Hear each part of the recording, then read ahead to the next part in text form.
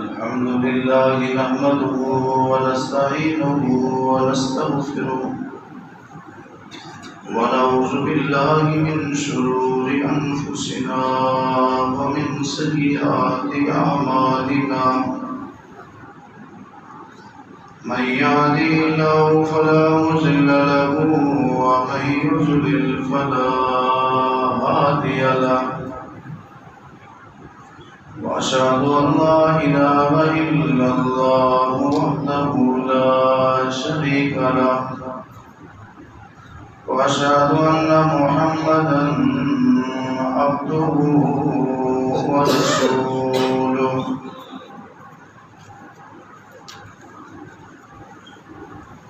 أما بعد فإن خير الحديث كتاب الله وخير الهدي هدي محمد صلى الله عليه وسلم وشر الأمور محدثاتها وكل محدثة بدعة كل بدعة ضلالة وكل ضلالة في النار. اللهم صل على محمد وعلى آل محمد كما صليت على إبراهيم وعلى آل إبراهيم إنك حميد مجيد. اللهم بارك على محمد وعلى آل محمد كما باركت على إبراهيم وعلى آل إبراهيم إنك حميد مجيد. أعوذ بالله السميع العليم من الشيطان الرجيم. بسم الله الرحمن الرحيم. لقد رضي الله عن المؤمنين إذ يبايعونك تحت الشجرة فعلم ما في قلوبهم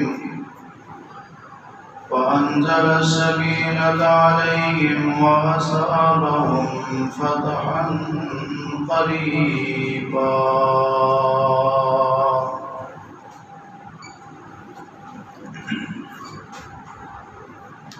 قال النبي صلى الله عليه وسلم: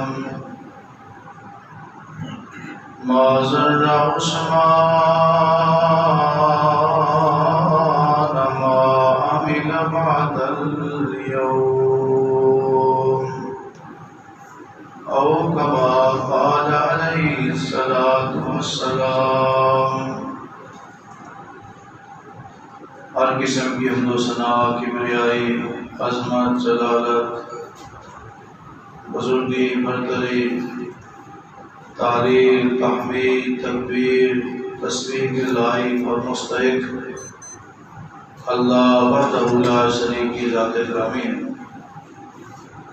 ان گنت لا تعداد، بے شمار، بے حد، بے انتہا، بے حساب صلاۃ و سلام و درود و سلام امام کائنات، سرور کائنات، رحمت کائنات، امام الانبیاء، سید الانبیاء، خاتم الانبیاء، امام اعظم جناب محمد رسول اللہ صلی اللہ علیہ وآلہ وصحبہ وسلم کی ذات گرامی. اللہ تعالیٰ کی رحمت نازل ہوں صحابہ کرام، اہل بیت اعظام، تابعین، تبع تابعین، محدثین، مفسرین، اولیاء کرام، بزرگان دین پر کہ جن کی محنتوں، کاوشوں اور قربانیوں سے اللہ کا دین ہم تک پہنچا. اللہ کریم ان سب پہ راضی ہو. واجب احترام معزز سامعین کرام، پچھلے جمعہ المبارک کے خطبہ میں جہاں گفتگو کو روکا تھا وہاں سے گفتگو کو آگے چلانے کی میں کوشش کروں گا. دعا ہے کہ اللہ رب العزت مجھے حق اور سچ بیان کرنے کی توفیق عطا فرمائے، سننے اور سنانے کے بعد اللہ رب العزت ہم سب کو عمل کرنے کی بھی توفیق بخشے۔ جو موضوع چل رہا ہے سیرت و فضائل و شہادت سیدنا عثمان غنی رضی اللہ تعالیٰ عنہ، اس کا یہ دوسرا حصہ ہے۔ آپ سن چکے ہیں کہ حضرت عثمان رضی اللہ تعالیٰ عنہ کے والد کا نام عفان تھا، دادا کا نام ابو العاص تھا، ماں کا نام عروہ اور نانی کا نام ام حکیم بیضا۔ ابو عبداللہ ان کی کنیت تھی، امین اور ذوالنورین ان کے لقب تھے۔ رسول اللہ صلی اللہ علیہ وسلم کے دوہرے داماد تھے۔ نبی علیہ السلام سے عمر میں 6 سال چھوٹے تھے۔ 34 سال کی عمر میں انہوں نے اسلام کو قبول کیا اور اسلام قبول کرنے میں ان کا چوتھا نمبر ہے۔ پڑھے لکھے تھے، سمجھدار تھے، عقل مند تھے اور تاجر تھے، بہت زیادہ مالدار تھے، خوبصورت تھے، سیرت بھی پیاری تھی اور سیرت بھی پیاری تھی اور صورت بھی پیاری تھی۔ 2 بار ان کو ہجرت کرنے کا شرف حاصل ہے، ایک بار حبشہ کی طرف، دوسری بار مدینہ کی طرف۔ انہوں نے اپنی زندگی میں کل 8 نکاح کی۔ اللہ نے ان کو 9 بیٹے عطا فرمائے اور 7 بیٹیاں عطا فرمائے۔ ایک ہی بھائی تھے ان کا، اور کوئی سگا بھائی نہیں تھا، اور ایک ہی ان کی بہن تھی جس کا نام آمنہ تھا۔ اسلام سے پہلے بھی بڑے شریف النفس تھے، نیک انسان تھے، بااخلاق اور باکردار انسان تھے، لوگوں سے محبت کرتے تھے، اللہ کے پیغمبر ان سے راضی تھے۔ آپ جب مسلمان ہوئے تو نبی علیہ السلام ان سے اسلام کے بعد بہت زیادہ محبت کرتے تھے، اور آپ نے سنا تھا کہ آپ علیہ السلام کے دوہرے داماد تھے۔ ان کے اور بھی فضائل ہیں۔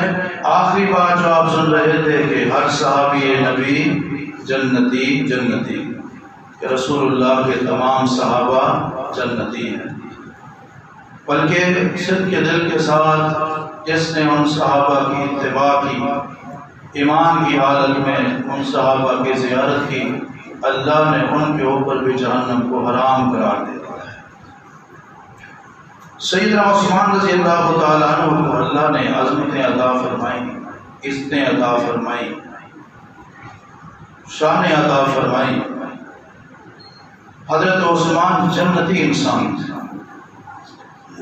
یہ بہت بڑی ڈگری ہے، بہت بڑا سرٹیفکیٹ ہے کہ کائنات کے امام، نبیوں کے سردار، ختم نبوت کے تاجدار جناب محمد صلی اللہ علیہ وسلم زبان نبوت سے فرمایا کہ فلاں جنتی ہے۔ بڑی سعادت ہے، خوش قسمتی ہے، خوش نصیبی ہے جس کو رسول اللہ کی زبان سے جنتی ہونے کا سرٹیفکیٹ اور اعزاز ملتا ہے۔ سیدنا عثمان رضی اللہ تعالیٰ عنہ کو ایک بار نہیں بلکہ کئی بار رسول اللہ صلی اللہ علیہ وسلم نے فرمایا عثمان جنتی ہے۔ عثمان رضی اللہ تعالیٰ عنہ بخشے بخشائے ہیں، جن کی لفظوں کو، کوتاہیوں کو، غلطیوں کو اللہ نے معاف فرما دیا۔ سیدنا عثمان رضی اللہ تعالیٰ عنہ وہ شخصیت ہیں جن پر اللہ بھی راضی ہے اور رسول اللہ بھی راضی ہے۔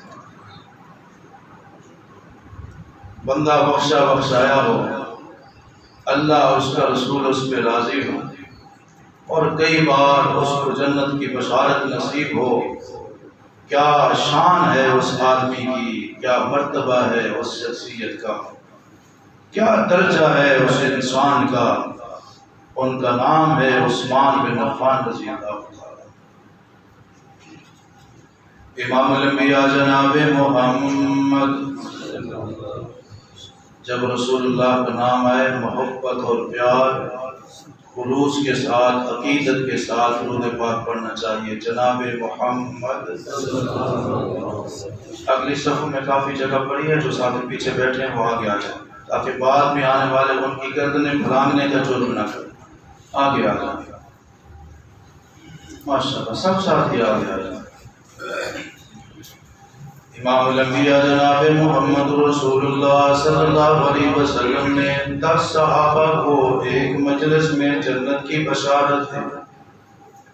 آپ علیہ السلام نے فرمایا ابو بکر فی الجنہ، عمر فی الجنہ، عثمان فی الجنہ، علی فی الجنہ، طلحہ فی الجنہ، زبیر فی الجنہ، سعد فی الجنہ، سعید فی الجنہ، ابو عبیدہ فی الجنہ، عبد الرحمن بن عوف فی الجنہ۔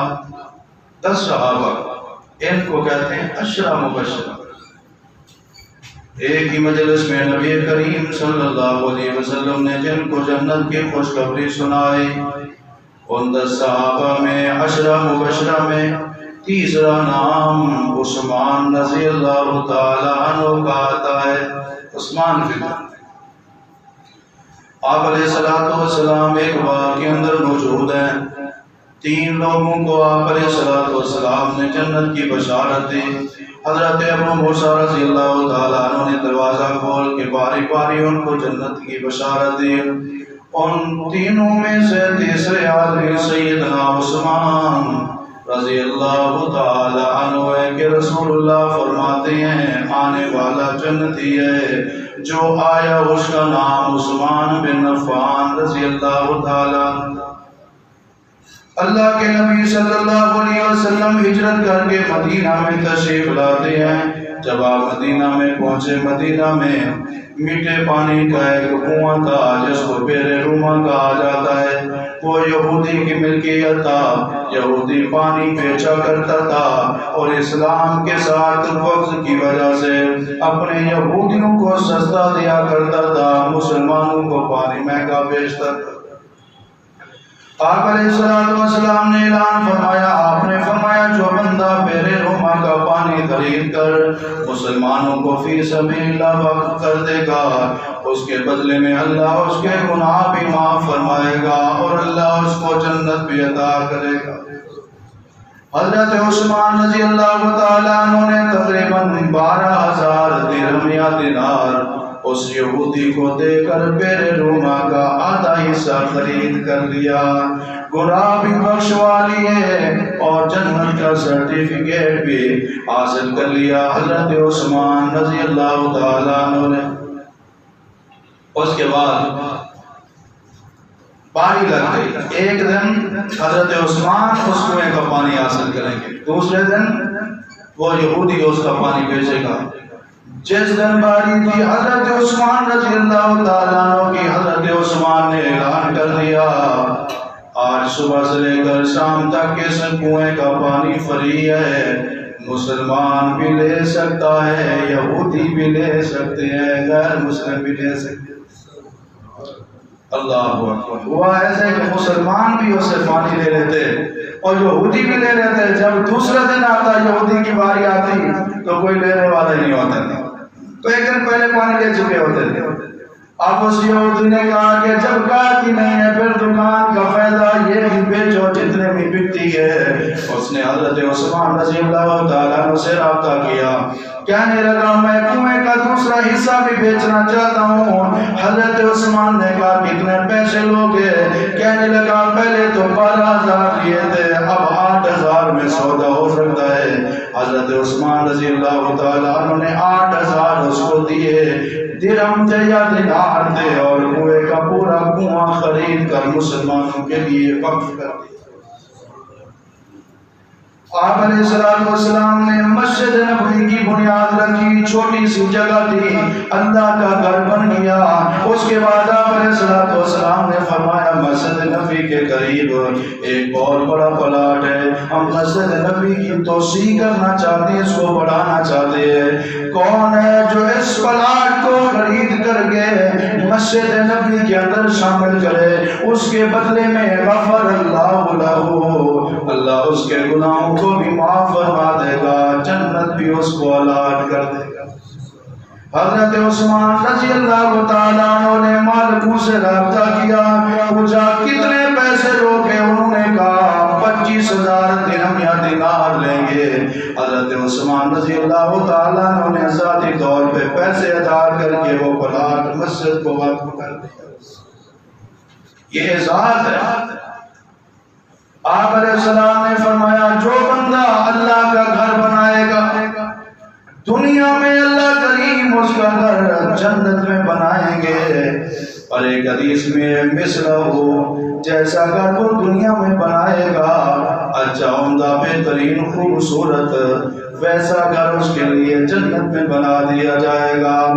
مسجد نبوی کو بنانے والوں میں جو ایک نمایاں نام نظر آتا ہے وہ سیدنا عثمان بن عفان رضی اللہ تعالیٰ عنہ کا نام ہے۔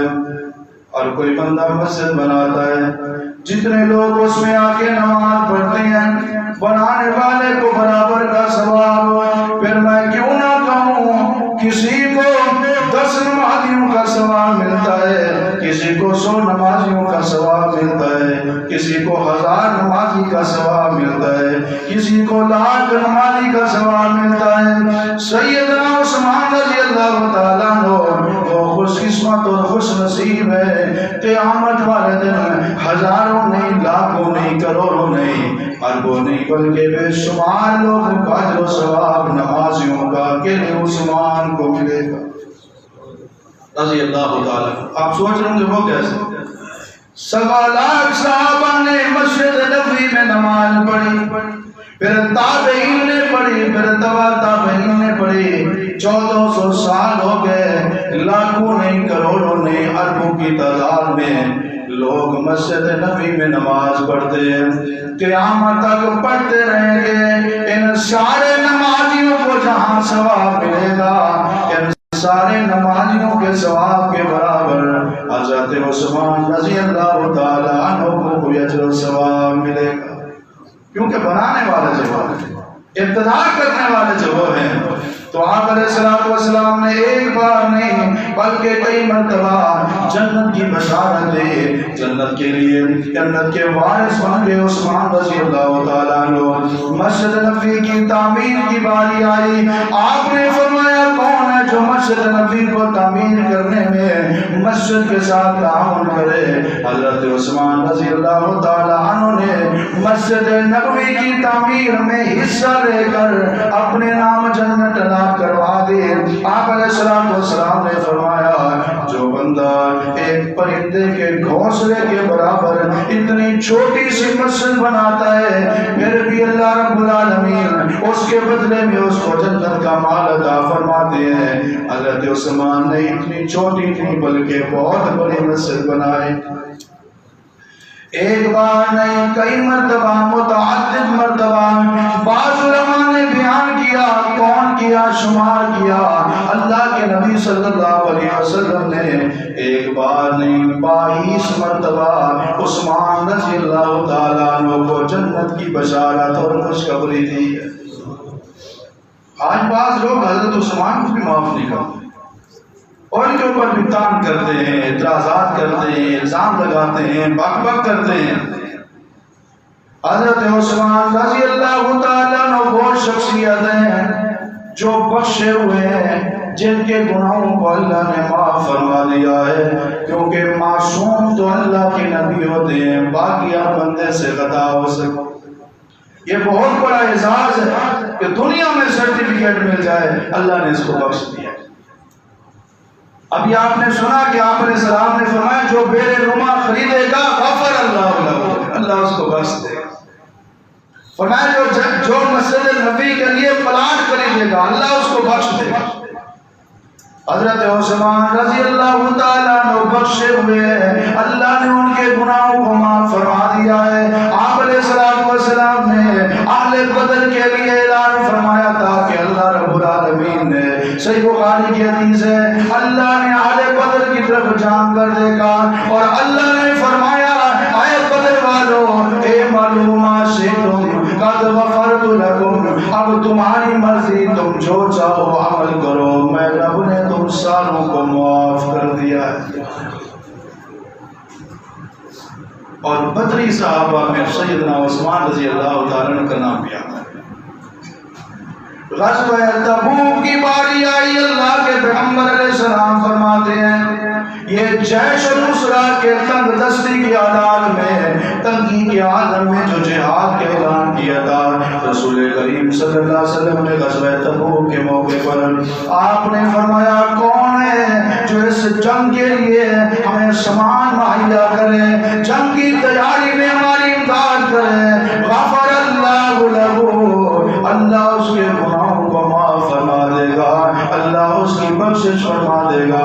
حضرت عثمان رضی اللہ تعالیٰ عنہ 900 گھوڑے اللہ کی راہ میں وقف کیے، 100 اونٹ بمائے غلہ اور ساتھ سامان اللہ کی راہ میں وقف کیا، پھر ایک کپڑا لے کر آئے، 1000 دینار اس کے اندر تھے، رسول اللہ کی خدمت میں پیش کیا، بلکہ حدیث کے الفاظ ہیں رسول اللہ کی جھولی میں گود میں رکھ دیا، رحمت کائنات صلی اللہ علیہ وسلم ان دیناروں کو اوپر نیچے پلٹ رہے تھے اور ساتھ فرما رہے تھے اللہ نے عثمان کی نیکی کو اس انداز میں پسند فرمایا، معذر عثمان معامل بعد اليوم، آج کے بعد عثمان جو بھی عمل کرے اس کا کوئی نقصان نہیں ہوگا، عثمان پکا جنتی ہے۔ ثابت ہوا ہے دلائل سے کہ حضرت عثمان رضی اللہ تعالیٰ عنہ بخشے ہوئے تھے، ان کے گناہوں کو اللہ نے معاف فرما دیا۔ حضرت عثمان رضی اللہ تعالیٰ اور جنتی تھے، اللہ کے رسول علیہ السلام نے ایک بار نہیں کئی بار ان کو جنتی ہونے کا سرٹیفکیٹ دے دیا، اور اس سے بڑا جو تمغہ ہے، بڑی جو سند ہے، بڑا جو سرٹیفکیٹ ہے وہ یہ ہے کہ جس بندے کے اوپر اللہ راضی ہو جائے، رب کی رضا، یہ کوئی چھوٹی نیکی نہیں ہے، چھوٹی عظمت نہیں ہے، چھوٹی سعادت نہیں ہے۔ امام الانبیاء جناب محمد رسول اللہ صلی اللہ علیہ وسلم نے فرمایا جنتی جب جنت میں چلے جائیں گے اللہ رب العالمین فرمائے گا میرے جنتیوں بتاؤ کسی چیز کی تمہیں ضرورت ہے؟ جنتی کہیں گے یا اللہ ہم جو چاہتے ہمیں مل جاتا ہے، ہمیشہ کی جوانی ہمیں مل گئی ہے، ہمیشہ کی تندرستی ہمیں مل گئی ہے، ہمیشہ کی زندگی ہمیں مل گئی ہے، ہمیشہ کا سکون مل گیا ہے، بے شمار نعمتیں مل گئی ہے اور اپنی خواہش کی تکمیل مل گئی ہے، یا اللہ کوئی ایسی نعمت نظر نہیں آتی جس کی ہمیں خواہش ہو، ہمارے دل و دماغ میں خیال ہو، وہ نعمت ہمیں نہ ملی ہو۔ اللہ رب العالمین فرمائے گا اے میرے جنتیوں اس سے بڑی بھی میں نے تمہارے لیے ایک نعمت چھپا کے رکھی ہوئی ہے، وہ میں تمہیں دینا چاہتا ہوں۔ جنتی کہیں گے یا اللہ ہمیں تو دل و دماغ میں کوئی اس طرح کی بات نہیں آتی کہ کوئی نعمت رہ گئی ہو۔ رب العالمین فرمائیں گے علیکم رضوانی فلا اسخط علیکم ابدا، ان تمام نعمتوں سے بڑی نعمت یہ ہے اے جنتیوں میں تم سب سے راضی ہو گیا ہوں، کبھی ناراض نہیں ہوں گا۔ قرآن کہتے ہیں وَرِضْوَانُ اللَّهِ اکبر، اللہ کی جو رضا اور رضوان ہے وہ تمام نعمتوں سے بڑی نعمت ہے، وہ نعمت جو جنتیوں کو آخر میں ملے گی اللہ نے حضرت عثمان رضی اللہ تعالی عنہ کو دنیا میں عطا فرما دی، جو جنتیوں کو آخر میں ملے گی حضرت عثمان کو دنیا میں ملے گا۔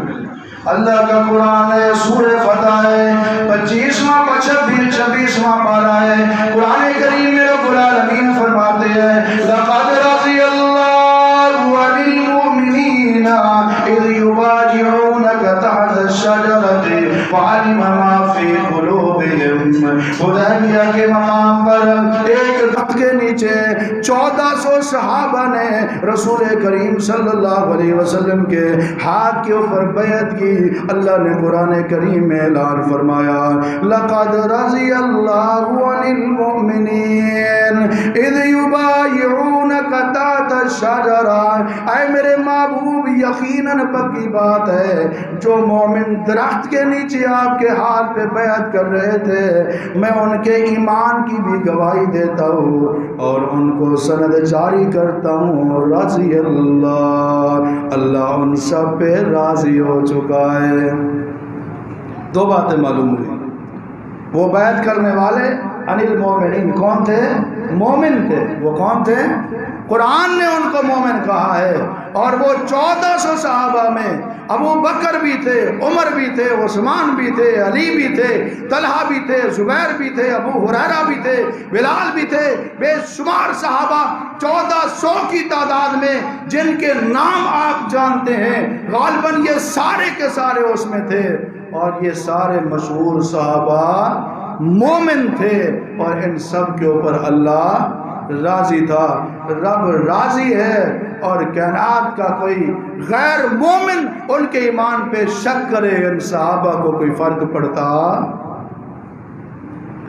پہلی چیز اللہ نے ان کو مومن قرار دیا کہ یہ بیعت کرنے والے مومن ہیں، اور دوسری بات جو بیان فرمائی رضی اللہ ان کے اوپر راضی ہے۔ ان بیعت کرنے والوں میں سیدنا عثمان رضی اللہ تعالی عنہ کا نام بھی آتا ہے۔ اچھا، ان کا نام کیسے آتا ہے؟ وہ بھی ایک عجیب اتفاق ہے اور حیران کن عظمت کی بات ہے، اور یہ 1400 صحابہ نے جو بیعت کی تھی، جن پر رب راضی ہوا، اس کی وجہ بھی سنیں۔ آپ علیہ الصلوۃ والسلام نے خواب دیکھا کہ ہم گئے ہیں بیت اللہ کا طواف کیا ہے، عمرہ کیا ہے، اور پھر اس خواب کی تکمیل کے لیے سن 5 یا 6 ہجری میں رسول اللہ سفر کرتے ہیں۔ راستے میں جب حدیبیہ کے مقام پہ پہنچتے ہیں، آپ کو پتہ چلتا ہے کہ مشرکین نے پروگرام بنا لیا ہے، ہم نے اللہ کے پیغمبر اور آپ کے صحابہ کو بیت اللہ کا طواف نہیں کرنے دینا، ہم نے عمرہ نہیں کرنے دینا، بلکہ ہم ان سے لڑائی کریں گے۔ لڑائی کا پروگرام بن گیا۔ جب اللہ کے پیغمبر علیہ السلام کو پتہ چلا حدیبیہ کے مقام پر آپ تشریف رکھتے ہیں، آپ نے حضرت عثمان رضی اللہ تعالیٰ عنہ کو اپنا سفیر بنا کر بھیجا، جاؤ قریش مکہ کے ساتھ مذاکرات کرو، بات چیت کرو، گفتگو کرو، جا کر بتاؤ کہ میرے نبی نے فرمایا ہم لڑنے کے لیے نہیں آ رہے، نقصان پہنچانے کے لیے نہیں آ رہے، ہم تو بیت اللہ کا طواف کرنے کے لیے، عمرے کی سعادت حاصل کرنے کے لیے آ رہے ہیں۔ لیکن انہوں نے جواب دیا، عثمان تو نے طواف کرنا ہے تو کر لے، تو ہماری برادری کا قریشی ہے، لیکن تیرے نبی کو ہم اس بار نہیں آنے دیں گے، ورنہ ہماری عزت کے اوپر حرف آئے گا، ہماری بےزتی ہوگی کہ اللہ کے پیغمبر آئے ہیں، ان کے ماننے والے آئے ہیں، عمرہ کر کے چلے گئے اور قریش مکہ سے بچ کے چلے گئے، انہوں نے کچھ نہیں کہا، ہماری بےزتی کی بات ہے۔ حضرت عثمان کہتے ہیں اگر رسول اللہ کو اجازت نہیں تو جب تک رسول اللہ طواف نہیں کریں گے عثمان اکیلا طواف نہیں کر سکتے۔ اللہ کے نبی سے محبت ہے، پہلے میرے نبی طواف کریں گے پھر میں طواف کروں گا، پہلے میرا پیغمبر عمرہ کرے گا پھر میں عمرہ کروں گا۔ حضرت عثمان رضی اللہ تعالیٰ عنہ نے ان کی آفر کو ٹکرا دیا۔ حضرت عثمان کو اس موقع پر ایک سعادت اور عظمت یہ ملی، رسول اللہ صلی اللہ علیہ وسلم نے جس بندے کو اپنا سفیر بنایا وہ عثمان بن عفان رضی اللہ تعالیٰ عنہ، اور پھر مشہور ہو گیا کہ حضرت عثمان رضی اللہ تعالیٰ عنہ کو قتل کر دیا گیا ہے، شہید کر دیا گیا۔ حضرت عثمان رضی اللہ تعالیٰ عنہ کے بارے میں جب یہ خبر رسول اللہ کو پہنچی، اگرچہ یہ خبر صحیح نہیں تھی، بعد میں پتہ چلا یہ خبر درست نہیں ہے، عثمان رضی اللہ تعالیٰ عنہ حیات ہے، آپ علیہ السلام ایک درخت کے نیچے بیٹھے تھے. حضرت عثمان رضی اللہ تعالیٰ عنہ کے خون کا بدلہ لینے کے لیے کہ اب ہم جنگ کریں گے, عثمان کے خون کا بدلہ لیں گے.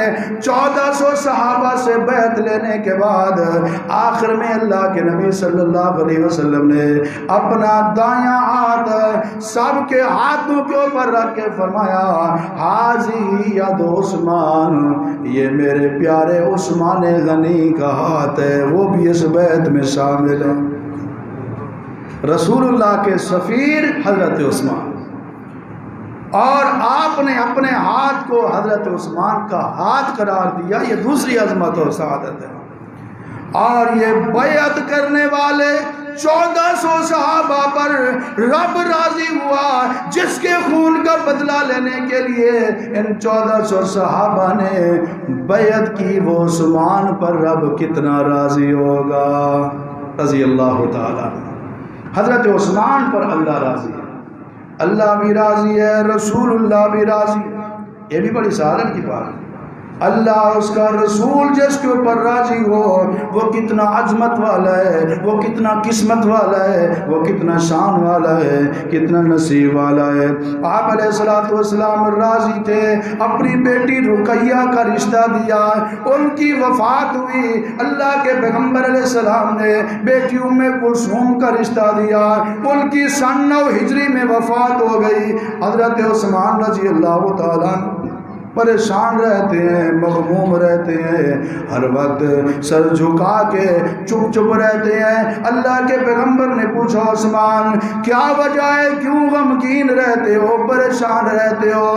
جواب دیتے ہیں یا رسول اللہ, جب میرے گھر میں آپ کی بیٹی تھی لوگ کہتے تھے یہ وہ عثمان ہے, اس کے گھر میں رسول اللہ کی بیٹی ہے, اب تو وہ آپ کی بیٹی اللہ کو پیاری ہو گئی, اب میں اس سعادت سے معروم ہو گیا. آپ نے فرمایا عثمان پریشان نہ ہو, یہ تو میری 2 بیٹیاں تھیں, اگر اللہ نے تیرے نبی کو 40 بیٹیاں دی ہوتی یک کے بعد دیگرے سارے کی ساری تیرے نکاح میں دے دیتا. اندازہ لگائیں اللہ کے نبی کتنے راضی تھے. اور دوسری بیٹی کا رشتہ ایک کی وفات کے بعد تب دیا جاتا ہے جب دماغ کے اوپر اعتماد ہو, جب کوئی اپنے دماغ پہ راضی ہو, اس کے کردار کے حوالے سے, اس کے ملنے کے حوالے سے, اس کے کردار اور اخلاق کے حوالے سے, اس کے معاملات کے حوالے سے, حقوق کی ادائیگی کے حوالے سے مکمل طور پر جو راضی ہو پھر دوسری بیٹی کا رشتہ دیتا ہے. وہ فوت ہو گئی تو آپ فرماتے ہیں کہ اگر 40 ہوتی اسی طرح یکے بعد دیگرے, ایک کی وفات ہو جاتی دوسری دے دیتا, دوسری کی وفات ہو جاتی تیسری دے دیتا, تیسری کی وفات ہو جاتی 40 بیٹیاں میں اکیلے عثمان کو دینے کے لیے تیار تھا. اس سے ثابت ہوتا ہے اللہ کے پیغمبر حضرت عثمان پہ راضی تھے. حضرت عمر بن خطاب رضی اللہ تعالیٰ عنہ کی وفات سے ایک دن پہلے کی بات ہے, جب حضرت عمر رضی اللہ تعالیٰ عنہ زخموں کی وجہ سے جب ان کے اوپر حملہ کیا گیا تھا, آپ کی طبیعت بہت زیادہ خراب تھی, ایسے معلوم ہوتا تھا زخم شدید ہیں اور اسی حالت میں ہی ان کی وفات ہو جائے گی. حضرت عمر رضی اللہ تعالیٰ عنہ فرماتے ہیں 6 لوگوں کا نام لیا. حضرت عمر رضی اللہ تعالیٰ عنہ نے فرمایا ان 6 لوگوں کو بلاؤ اور خلافت کے لیے میرے بعد جن کو تم نے خلیفہ چننا ہے یہ 6 آدمیوں کی لسٹ ہے. یہ 6 آدمی کون تھے؟ ایک حضرت علی ہیں, ایک حضرت زبیر ہیں, ایک حضرت طلحہ ہیں, ایک حضرت سعد ہیں, ایک حضرت عبد الرحمن بن عوف ہیں, اور ایک سیدنا عثمان رضی اللہ تعالیٰ عنہ ہے. حضرت عمر فرماتے ہیں میرے بعد ان 6 لوگوں میں سے کسی ایک کو منتخب کرنا, کیونکہ یہ 6 لوگ وہ خوش قسمت اور خوش نصیب ہیں کہ جن کے اوپر رسول اللہ صلی اللہ علیہ وسلم آخری دم تک راضی تھے. یہ گواہی کون دے رہے ہیں؟ جناب عمر بن خطاب رضی اللہ تعالیٰ کہ اللہ کے نبی آخر دم تک ان پہ راضی تھے, اور ان میں ایک نام عثمان رضی اللہ تعالیٰ عنہ کا بھی آتا ہے. کہ اللہ کے رسول آخر دم تک ان کے اوپر راضی تھے، اللہ بھی راضی، اللہ کے رسول بھی راضی، اور لوگ اگر راضی نہیں ہوتے تو حضرت عثمان کو کوئی فرق پڑتا نہیں۔ گفتگو کا خلاصہ یہ ہے، حضرت عثمان پکے مومن تھے، پکے جنتی تھے، ان کے گناہوں کو اللہ نے معاف فرما دیا تھا، اور ان کو کئی مرتبہ رسول اللہ صلی اللہ علیہ وسلم نے جنت کی بشارت دی، ان پر اللہ اور اس کا رسول راضی ہے، ان کو اللہ تعالیٰ نے کئی خصوصیات سے نوازا ہے، خصوصی عظمتیں۔ ان میں سے پہلی چیز یہ ہے کہ آدم علیہ السلام سے لے کر عیسیٰ علیہ السلام تک کسی نبی کی 2 بیٹیاں کسی ایک آدمی کے نکاح میں نہیں آئیں۔ یہ شرف اگر نصیب ہوا ہے تو حضرت عثمان رضی اللہ تعالیٰ عنہ۔ بدر والوں میں آپ کو شامل کیا گیا، جب بدر کے میدان میں صحابہ جا رہے تھے تو حضرت رقیہ رضی اللہ تعالیٰ عنہ، حضرت عثمان غنی رضی اللہ تعالیٰ عنہ کی جو بیوی ہیں وہ بیمار تھی، آپ علیہ السلام نے فرمایا عثمان ان کے ساتھ رہو، ان کی تیمارداری کرو، بدر والوں کو جتنا اجر ملے گا اللہ آپ کو برابر اجر عطا فرمائے گا، جتنا مال غنیمت ملے گا اس میں آپ کو حصہ ہوگا اور پورا حصہ دیا جائے گا، اور رسول اللہ نے عملی طور پہ حضرت عثمان کو حصہ بھی دیا تھا۔ اور اسی طرح بیعت رضوان میں حضرت عثمان وہاں پہ موجود نہیں تھے، لیکن ایک خصوصی عظمت ان کے حصے میں آئی، رسول اللہ نے اپنے ہاتھ کو حضرت عثمان کا ہاتھ قرار دے کے بیعت میں شامل فرما لیا۔ حضرت عثمان رضی اللہ تعالیٰ عنہ کے بارے میں ایک صحابی بیان کرتے ہیں، غالباً حضرت ابو ہریرہ ہیں رضی اللہ تعالیٰ عنہ، کہ آپ علیہ السلام تشریف فرما تھے، آپ نے فرمایا فتنوں کا دور آئے گا، اور ان فتنوں کے دور میں ایک آدمی حق پر ہوگا۔ فرماتے ہیں کہ اتنے میں ایک آدمی وہاں سے گزرا، اس نے چہرے کو چادر کے ساتھ لپیٹا ہوا تھا، آپ نے اشارہ کر کے فرمایا یہ بندہ فتنوں کے دور میں ہدایت اور حق کے اوپر ہوگا۔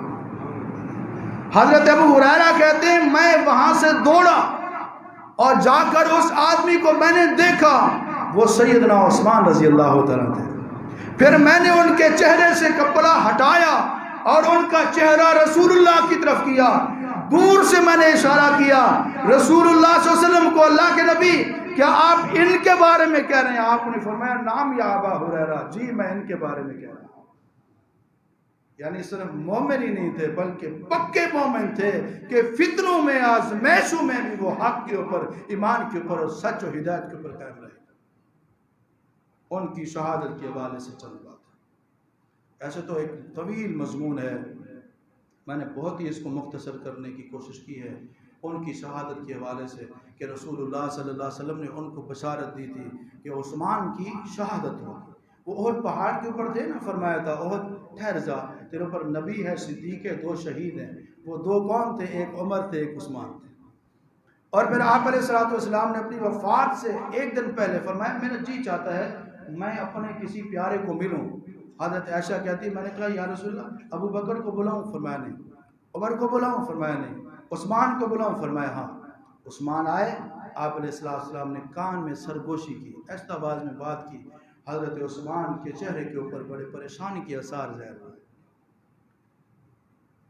جب حضرت عثمان رضی اللہ تعالیٰ کی زندگی کا آخری دن تھا، بلوائیوں نے حملہ کیا، انہوں نے فرمایا تھا اللہ کے نبی نے میرے ساتھ وعدہ کیا تھا عثمان اللہ تجھے ایک قمیص پہنائے گا اور لوگ چھیننے کی، اتارنے کی کوشش کریں گے، صبر کرنا، ڈٹے رہنا، حتیٰ تلقانی، یہاں تک کہ تیری میرے ساتھ ملاقات ہو جائے۔ اس میں آپ نے بتا دیا تھا کہ آپ کی جو موت ہے وہ شہادت کی موت ہوگی، حالات خراب ہوں گے، لوگ خلافت چھیننا چاہیں گے، لیکن پیارے عثمان صبر کرنا ہے۔ اور حضرت عثمان رضی اللہ عنہ کی شہادت کے حوالے سے کہ ابن سواج جو یہودی تھا اس نے کوشش کی کہ مسلمانوں کو آپس میں لڑایا جائے اور اسلامی اتحاد کو ختم کیا جائے، اس نے مکہ میں کوشش کی، کامیاب نہ ہوا، مدینہ میں کوشش کی، کامیاب نہ ہوا، اس نے مصر میں کوشش کی، شام میں کوشش کی، یہاں تک کہ مصر سے اس نے ایک گروپ بھیجا، وہاں وہ کامیاب ہو گیا، اس نے آ کے بیت اللہ کا عمرہ کیا اور واپس حضرت عثمان رضی اللہ تعالیٰ کے پاس یہ مصری گروپ آیا اور انہوں نے آ کر کچھ اعتراضات شروع کر دیے، کچھ نامناسب باتیں کی۔ حضرت عثمان رضی اللہ تعالیٰ بڑے بردبار تھے، بڑے نرم مزاج تھے، تسلی کے ساتھ ان کی باتیں سنتے رہے۔ پھر ان کو کہا آپ خاموش ہو جاؤ، اب تمہاری ایک ایک بات کا میں جواب دیتا ہوں۔ قرآن اور حدیث سے ان کی تمام باتوں، تمام اعتراضات کا جواب دے کر ان کی تسلی کرائی، مطمئن ہو گئے۔ فرمایا تم چلے جاؤ۔ واپس مصر میں آ رہے تھے، راستے میں ایک آدمی گھوڑے پہ سوار تھا، اس قافلے کے قریب آیا اور ان کو گالیاں دینے لگا، ان کو گندی باتیں کرنے لگا۔ انہوں نے اس کو پکڑ لیا، جب پکڑا پوچھا کون ہو؟ کہا میں عثمان رضی اللہ عنہ کا قاصد ہوں اور میں مصر جا رہا ہوں، مصر کے گورنر کی طرف خط لے کے جا رہا ہوں۔ اچھا خط میں کیا لکھا ہے؟ خط میں لکھا ہوا ہے کہ یہ وفد جب آپ کے پاس مصر آئے ان سب کو قتل کر دو، ان کو سولی پہ چڑھا دو، ان کے ہاتھ کو مخالف سمت سے کٹ دو۔ وہ باغی ہو گئے، اسی وقت وہ مصری جو گروہ تھا باغی ہو گیا، وہ واپس مصر جانے کی بجائے واپس مدینہ میں آ گئے۔ انہوں نے کہا اچھا یہ اگر ہمیں قتل کروانا چاہتے ہیں تو پھر ان کا قتل تو بنتا ہے، یہ ہم سب کو کروانا چاہتے ہیں قتل تو ہم ان کو نہیں چھوڑیں گے۔ وہاں سے بغاوت پھیلی۔ حضرت عثمان رضی اللہ تعالیٰ فرمائے یہ میرا قاصد بھی نہیں ہے، یہ میرا خط بھی نہیں ہے، میں نے کچھ نہیں لکھوایا۔ حضرت علی رضی اللہ تعالیٰ کے پاس گئے، علی ہم آپ کے لیے آئے ہیں اور آپ ہمارے ساتھ تعاون کیجئے، آپ نے ہمیں اتنے ہزار خط لکھ کر بلوایا ہے۔ حضرت علی فرماتے ہیں خط لکھنے والا کوئی اور ہوگا، بلوانے والا کوئی اور ہوگا، مجھے تو پتہ ہی نہیں۔ یہ ساری ابن سبا اور اس کے ساتھیوں کی شرارت تھی جنہوں نے حضرت علی کی طرف سے خط لے کر لوگوں کو باغی کیا، اور یہ حضرت عثمان کی طرف سے خط لکھوا کر ان سے نفرت دلائی اور بغاوت کی۔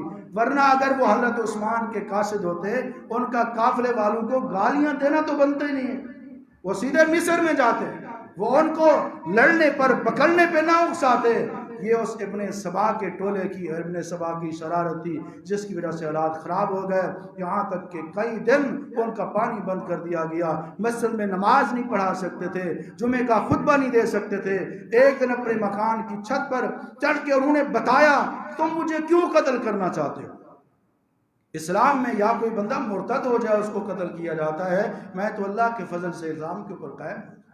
یا کوئی بندہ شادی شدہ ہونے کے باوجود بدکاری کرتا ہے، اللہ کی قسم بدکاری تو نہ میں نے اسلام میں کی، جب میں مسلمان نہیں تھا تب بھی میرا کردار اچھلا اور صاف تھا، بدکاری میں نے کبھی نہیں کی۔ یا بندہ کسی کو قتل کرتا ہے، اس کے بدلے میں قتل کیا ہے، میں نے قتل بھی نہیں کیا، میں نے تو ہمیشہ اسلام کے اوپر احسان کیا ہے، پیغمبر علیہ السلام کے ساتھ احسان کیا ہے، مسلمانوں کے ساتھ امداد کی ہے، محبت کی ہے، میری دینی خدمات دیکھو، ایک ایک کر کے گنایا۔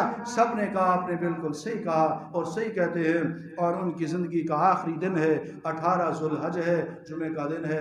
رات کو انہوں نے خواب دیکھا، صبح اپنی بیوی حضرت نائلہ کو بتاتے ہیں کہ میں نے خواب میں دیکھا رسول اللہ صلی اللہ علیہ وسلم اور حضرت ابو بکر، حضرت عمر مجھے دکھائی دیے ہیں، اور اللہ کے نبی فرما رہے تھے عثمان آج کا روزہ آپ نے ہمارے ساتھ شام کو افطار کرنا ہے جنت میں۔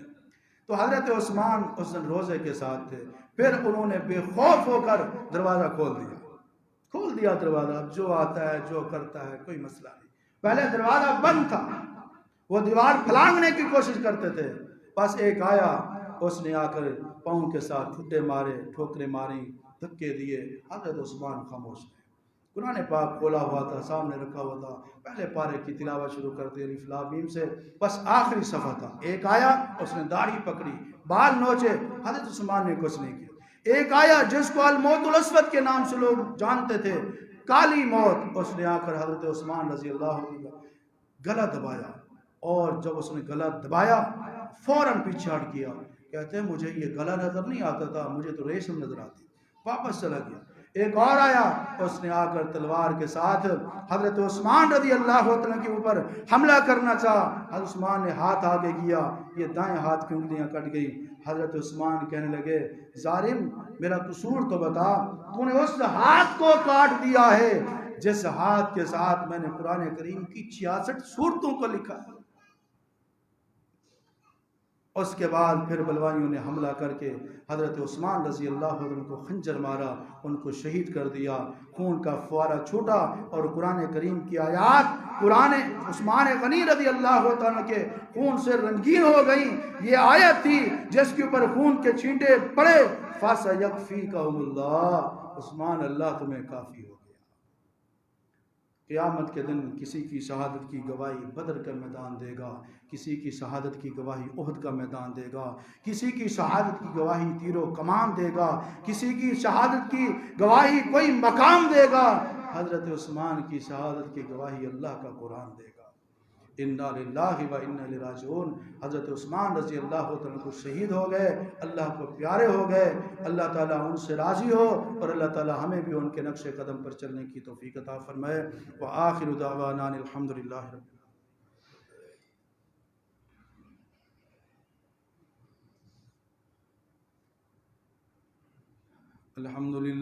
الحمدللہ نحمده ونستعینه ونستغفره ونعوذ باللہ من شرور انفسنا ومن سیئات اعمالنا. من يهده الله فلا مضل له ومن يضلل فلا هادي له. واشهد ان لا اله الا الله وحده لا شريك له واشهد ان محمدا عبده ورسوله.